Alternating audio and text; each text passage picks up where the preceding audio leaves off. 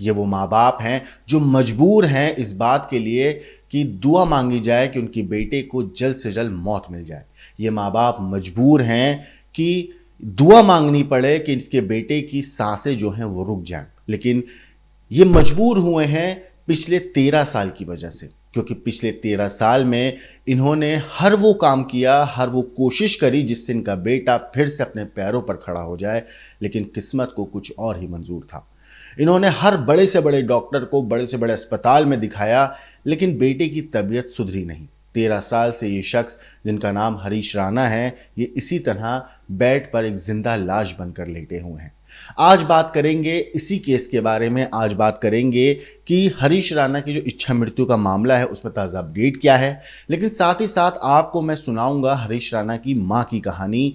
उन्हीं की ज़ुबानी वही बताएंगी आपको कि किस तरीके से उन्होंने इन पूरे 13 सालों में अपने बेटे की खिदमत करी और क्यों उन्होंने अपने बेटे के लिए इच्छा मृत्यु की मांग करी। साथ ही साथ आपको मैं सुनाऊंगा हरीश राणा के पिता के साथ कि उन्होंने अपने बेटे की इच्छा मृत्यु के लिए वो क्यों राज़ी हुए और अपने बेटे की मौत के बाद वो क्या कुछ चाहते हैं। ये सारी चीज़ें यकीन मानिए आपको अंदर तक दहला देंगी, आपके दिल को कचोट देंगी, आपकी रूह को कपा देंगी। ये कहानी आज के दौर में एक ऐसी कहानी है जो सुनने के बाद रूह कांप जाती है, क्योंकि सोचिए एक माँ बाप जिन्होंने हरीश राणा को पैदा किया, उसको उसके पहले कदम में उसका साथ दिया, उसे पढ़ना सिखाया, लिखना सिखाया, ज़िंदगी जीना सिखाया, बड़ा करके पढ़ा लिखा कर इंजीनियरिंग करने चंडीगढ़ की एक यूनिवर्सिटी में भेजा था, लेकिन वहाँ पर एक रोज़ उसके साथ एक हादसा हो जाता है। शाम के 7:21 पर पिता को एक फ़ोन आता है। फ़ोन करने वाला शख्स हरीश का दोस्त था और वो बताता है कि आपके बेटा जो है गिर गया है। पिता आनन फानन में अस्पताल पहुंचते हैं और देखते हैं कि उनका बेटा एक जिंदा लाश बन चुका है।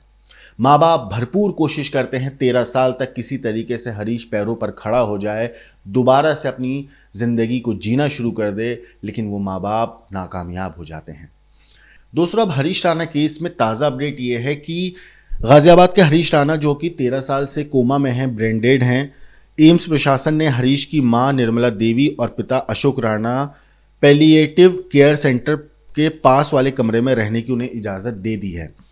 हरीश राणा के साथ परिवार का एक सदस्य ही रह सकता है। अस्पताल के जो लोग हैं उसके बारे में कई मीडिया रिपोर्ट्स में कहा जा रहा है कि मां अपने बेटे हरीश के साथ ज़्यादा समय बिता रही हैं। वो ऊपर वाले से प्रार्थना करती रहती हैं, कहती हैं, हे भगवान, बेटे को अब अधिक दिन तक दर्द मत देना, इतना मत तड़पाना कि हम उसे देख भी ना पाएं। 13 साल तक हम हाथ जोड़कर प्रार्थना करते रहे, हमने मन्नतें मांगी, लेकिन हरीश बोल नहीं सका। अब उसके दर्द को मत बढ़ाना। मंगलवार को दोस्तों हरीश राणा का जो पानी है उन्हें देना बंद कर दिया गया है। हरीश को इसके अलावा कोई ऑक्सीजन सपोर्ट भी नहीं दिया जा रहा है। साथ ही साथ डॉक्टर जो है हरीश के किडनी, लीवर, दिल, फेफड़े और आंतों की जांच कर रहे हैं ताकि उनके अंगदान हो सके। जैसा कि उनके पिता की भी इच्छा है कि उनकी हरीश राणा की जब सांसें रुक जाएं, जब उनकी मौत हो जाए तो उनके जो अंग हैं उनको दान कर दिया जाए ताकि वो उसमें अपने बेटे को देख सकें। अगर वो किसी और को दिया जाता है तो उसमें अपने बेटे को देख सकें ताकि वो किसी के काम आ सकें। साथ ही साथ हरीश राणा के पिता अशोक राणा सुबह गाजियाबाद से अपने छोटे बेटे के साथ एम्स जाते हैं और शाम को लौट आते हैं। एक टाइम था जब हरीश राणा के जो पिता हैं उनकी अच्छी खासी नौकरी थी, पैसे आते थे घर में, लेकिन धीरे धीरे उनकी उम्र बढ़ती गई, पैसे भी कम होते गए और फिर रिटायरमेंट की उम्र भी आ गई। जब रिटायरमेंट हो गई तो उन्होंने अपने फाइनेंशियली तौर पर भी अपने बेटे के ऊपर सब कुछ लगा दिया, लेकिन जब बेटे की तबीयत नहीं सुधरी और पैसा ज़्यादा खर्च हो रहा था तब जाकर उन्होंने अपनी ही सोसाइटी में एक छोटा सा सैंडविच का काम शुरू किया और इसी से अपना घर का पालन पोषण कर रहे हैं। साथ ही साथ उनकी 3500-4000 के आसपास कुछ पेंशन आती है जिससे उनका थोड़ा बहुत खर्च चल जाता है। लेकिन सोचिए 13 साल तक उन्होंने हरीश के इलाज में पैसों की कमी होने के बावजूद हार नहीं मानी। उन्होंने हर वो मुमकिन कोशिश करी एक पिता के तौर पर जिससे उनके बेटा दोबारा से पैरों पे खड़ा हो सके, जिससे उनके बेटे को फिर से ज़िंदगी मिल सके, जिससे वो दोबारा से आम जिंदगी बिता सके। लेकिन 13 साल से वो पिता कामयाब नहीं हुआ। तब जाकर थक हार कर उसने अपने बेटे की मौत की दुआ मांगी। तब जाकर एक माँ ने अपने बेटे की मौत की दुआ मांगी। तब जाकर इस पेरेंट्स ने, जो माँ बाप हैं जिन्होंने जन्म दिया, वो अब ऊपर वाले से दुआ कर रहे हैं कि उनके बेटे को जल्द से जल्द मौत आ जाए। सोचिए इनके दिल दिमाग पर क्या बीत रही होगी। एक माँ के दिल पर क्या बीत रही होगी जिसने अपनी गोद में अपने बेटे को पाला, जिसने अपने बेटे के पहले कदम में उसका साथ दिया, आज आखिरी कदम उठाने में भी वो माँ उसके साथ उसी तरीके से खड़ी है। दिल पे पत्थर रखकर वो माँ अब उसको लंबी उम्र की दुआ नहीं दे रही बल्कि उसकी मौत की दुआ मांग रही है। इस पूरे केस के ऊपर हमारे संवाददाता ने हरीश जो हैं उनके पिता से भी बात करी, उनकी माँ से भी बात करी। क्या कुछ कहा है उनके माँ बाप ने, एक बार आप सुनिए। ख्याल ऐसे आया भैया, अब इसकी सेहत जो हो बिल्कुल गिर चुकी है और बेड सोल हो गया है, बदबू आने लग पड़ी। अब शरीर आज दिन तक तो हम यही सोचते चल ठीक हो जाए, पर अब उम्मीद नहीं है।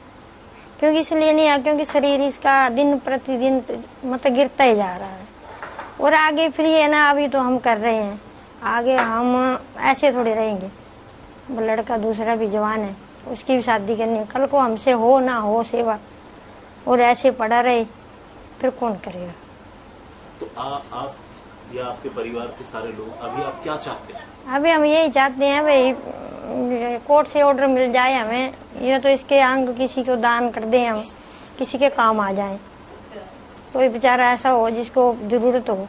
क्योंकि अब इसका शरीर जो है वो तो बिल्कुल मतलब नहीं है अब इच्छा मृत्यु चाहते। हाँ, तो अभी आगे हमारे से भी नहीं हो रही, आगे हम भी देखो अभी हाथ का ऑपरेशन हुआ है, उठता नहीं, साथ में भी दर्द हो गई है।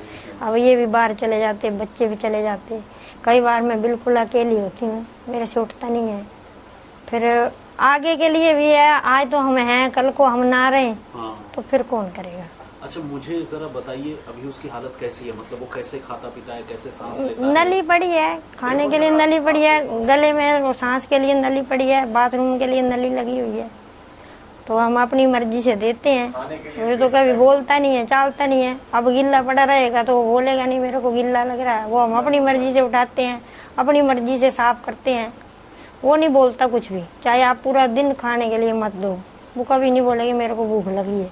मैं अपनी तरफ से कुछ भी नहीं बोलता वो, बस हम अपनी मर्जी से। अभी मैंने 4 बजे दिया, अभी मैं 6 बजे फिर इसको सीधा करके इसकी एक्सरसाइज वगैरह मालिश वगैरह करनी। तो अब तो अभी हम कर रहे हैं, हमें जोर है, थोड़ा कर रहे हैं। आगे छोटे बेटा भी 28 साल का होने वाला, उसकी शादी भी करनी है। बिल्कुल। तो अभी तो हम हैं, आगे हम अगर 4 साल 6 साल ये जीता भी है, अगर भगवान न करे होश में आ भी जाता है और शरीर इसका ऐसे रहेगा तो हम न रहेंगे तो कौन करेगा आगे। आपको उसके भी भविष्य की चिंता हाँ, होती उसके है और परिवार के लिए, आगे दूसरे बच्चे की भी है, कौन करेगा फिर, कोई नहीं करेगा। जब तक हम हैं, माँ बाप हमारे शरीर में जोर है, जब तक हम कर रहे हैं, पर आगे फिर मुश्किल हो जाएगा ना। तो अब जैसे हाईकोर्ट ने तो अभी आप लोगों को रुकने के लिए कहा है, मना किया है, तो इसके बाद आपने क्या सोचा है? सुप्रीम कोर्ट पे आप दस्तक देंगे? हाँ, दे देंगे, हम साइन कर देंगे, तो मैं तो तैयार है बिल्कुल। क्योंकि आगे के लिए नहीं दिख रहा है ना मेरे को, कोई अब नहीं है। अब हमने 11 साल में देख लिया, मतलब जितना करना था कर लिया, पर अब पहले मेरे को लगता था भाई हाँ ठीक हो जाएगा। तो आपकी उम्मीद की ये जो डोर थी वो कब टूटी? 11 साल में कब? अब ये पिछले साल से, जब से इसका शरीर बिल्कुल कमजोर होता चला ना और बेड सोल हो गया, बदबू आने लग पड़ी। अब तो बदबू नहीं है, तो सुबह उठाते हैं तो बदबू आती है जैसे चूहा सड़ा हो। फिर वो अब नर्स से मैंने बात करी, मैंने ऐसे ऐसे बदबू, कह रहे आप खुला रहने दो जख्म, अब उसको बंद मत करो। तो हमने सफाई करके खुला छोड़ते हैं। वो कई बार ये कोई होते नहीं है, अब कल भी 2 बार ना पाइप छूट गई तो मेरे को अकेली को बदलना पड़ती, बड़ी परेशानी होती। तो आज तो चलो मैं कर रही है, माँ है मैं तो कर रही है, कल को भगवान न करे मैं ही पहले चली जाऊँ और ये ऐसे पड़ा रहे, कौन करेगा। अच्छा, जैसे मैंने देखा आप लोग बहुत धार्मिक हैं, इतनी तकलीफ, इतने संघर्ष के बाद तो इंसान का कई बार भगवान से भी भरोसा उठ, मेरा तो उठ गया जी, मेरा उठ गया, मेरा उठ गया भगवान से तो। क्योंकि भगवान इतनी कष्ट थोड़ी देता। अब 11 साल है, अगर मैं तो चाहती आप ठीक नहीं कर रहे हैं तो इसको मुक्त तो करो। मैं तो इनसे भी मेरी लड़ाई हो जाती है, मेरा भरोसा उठ गया अब, क्योंकि हमने कुछ नहीं छोड़ा आज दिन तक।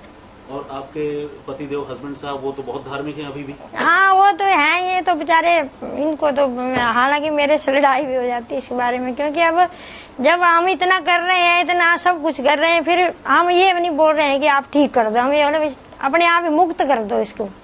क्योंकि अब नहीं देखा जाता, जैसे इसके तकलीफें नहीं देखी जाती, इस तरीके से इसकी परेशानी है। बेड सोल है पीछे, हाथ पैर बिल्कुल टेढ़े हो गए हैं, पहले तो आप लोगों ने भी मेरे ख्याल से कोई पूजा पाठ दरबार सब कुछ जी, कुछ नहीं छोड़ा जी हमने। अब बस यही था, बस लास्ट अब ये लग रहा है भगवान अब अपने आप मुक्ति दे दे बस।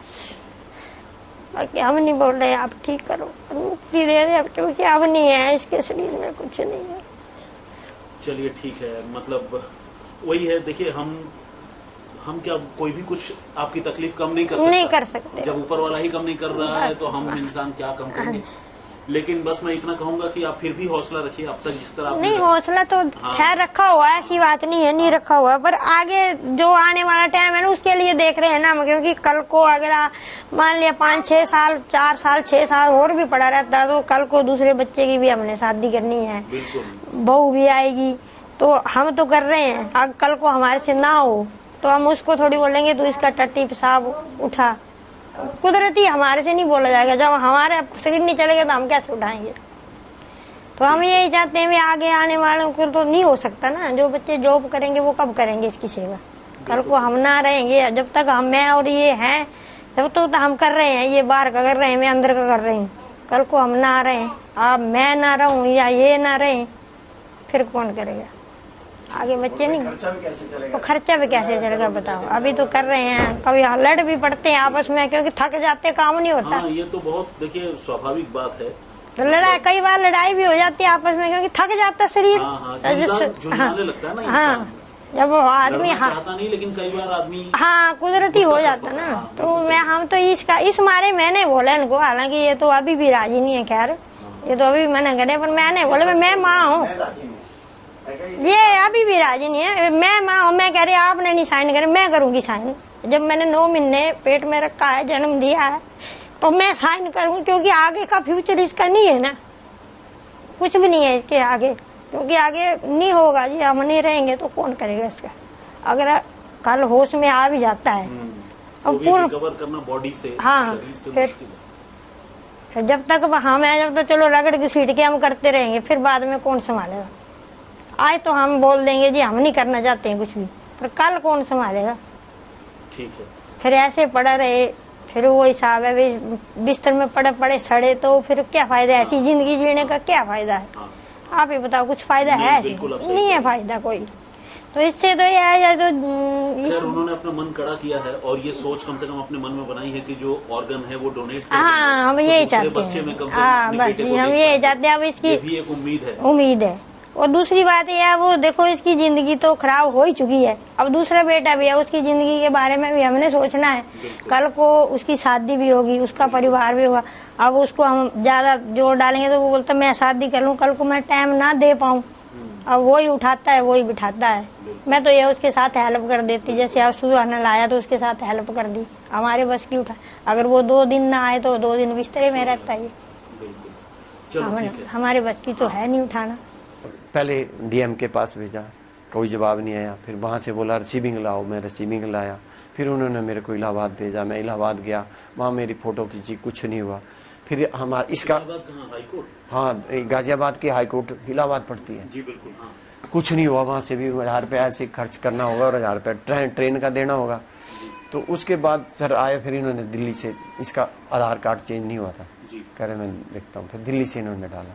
तो ये तब से मैंने कहा जी हमारी इच्छा है कि इसके जो बॉडी के ऑर्गन ठीक हैं, वो अगर किसी के काम आ जाएं तो हम माता पिता हैं और हमारी ये अथॉरिटी भी है, क्योंकि सेवा हम ही कर रहे हैं, तो उनके काम आ जाएं। हम इस बच्चे को उनके शरीर में देख लेंगे।